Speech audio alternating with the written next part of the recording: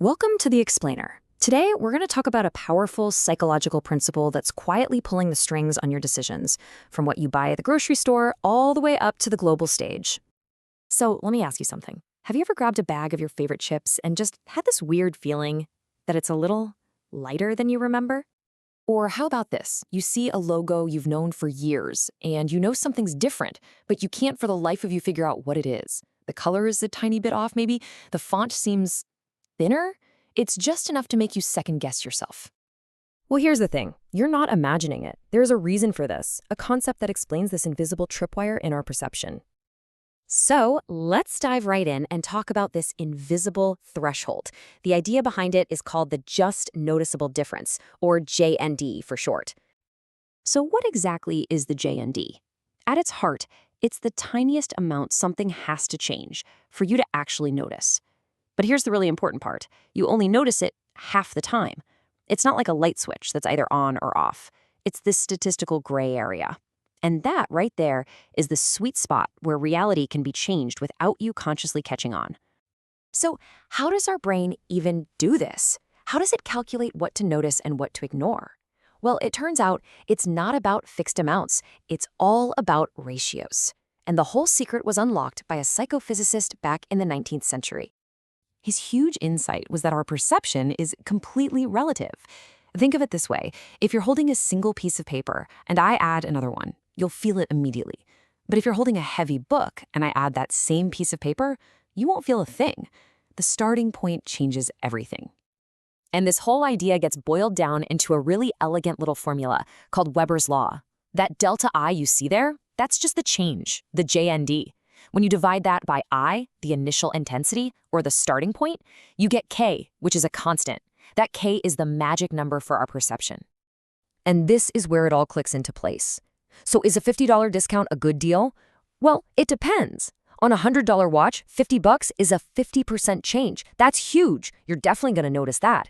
But that same $50 on a $30,000 car, it's a rounding error. It's a change of 0.16%. It's completely irrelevant because the initial intensity is so incredibly high.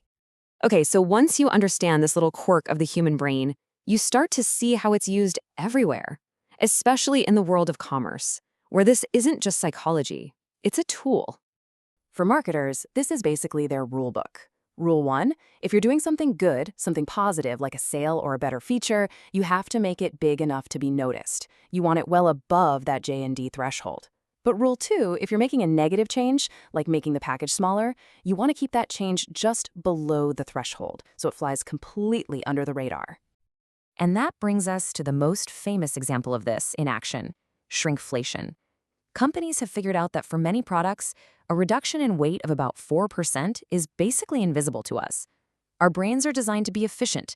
They're cognitive misers, so they just gloss over these tiny changes to save mental energy. And just like that, you're paying the same price for less product. Brands do this too with their logos. They don't just spring a totally new design on you overnight. That would freak people out. Instead, they make these tiny, incremental, sub-threshold changes over decades. A little tweak to the font, a subtle shift in the color. Each step is too small to notice. But when you compare today's logo to the one from 10 years ago, the change is massive. It evolved right in front of you, and you never noticed. And it goes even deeper into something called value engineering. Companies will make dozens of tiny, cost-saving changes, what this chart calls the trivial many. Maybe they make the plastic on a bottle a fraction of a millimeter thinner, or use a slightly cheaper grade of cocoa in their chocolate. Each individual change is way below your JND, so you don't perceive a drop in quality, but for the company, all those invisible tweaks add up to millions of dollars in savings. But this principle goes way beyond the shopping aisle. Because when we ignore a series of these sub-threshold changes in high-stakes environments, the results can be absolutely catastrophic. And this leads us to a really terrifying concept called the normalization of deviance. The Challenger space shuttle's disaster is just a tragic, perfect example. You see, on previous flights, the O-rings had shown some minor damage. It was a change, but it was below the threshold of total failure, so it was deemed an acceptable risk. With each launch that didn't explode, that new, slightly damaged state became the new normal. The threshold for what was considered dangerous was quietly creeping up, one tiny step at a time, until a catastrophic failure was basically inevitable. And once you see this pattern, you see it everywhere. In geopolitics, they call it salami slicing, taking over territory in such small increments that no single action is big enough to justify going to war. In national security, stealth technology is all about operating below an enemy's detection threshold. And in a company, they might chip away at employee benefits year after year until one last tiny change becomes the straw that breaks the camel's back, and suddenly there's a mass exodus. So, if our brains are wired to ignore these slow, creeping changes, how do we fight back? How do we see what's being hidden in plain sight? Well, there is a way. There's a mental model that can act as a powerful antidote. The way to counter this is to stop thinking incrementally. J&D thinking is our default. It's comfortable. We ask, what small thing can we change? The antidote is to adopt what's called zero-based thinking. This forces you to ask a much harder, much more powerful question.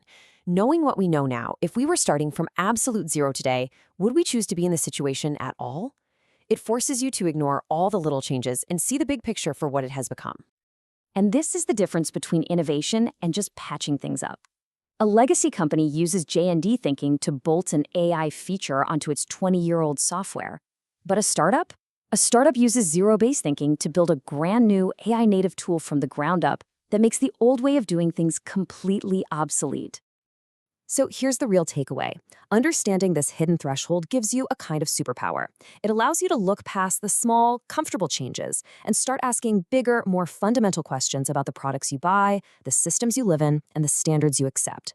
So, now that you know what to look for, what are you going to start noticing?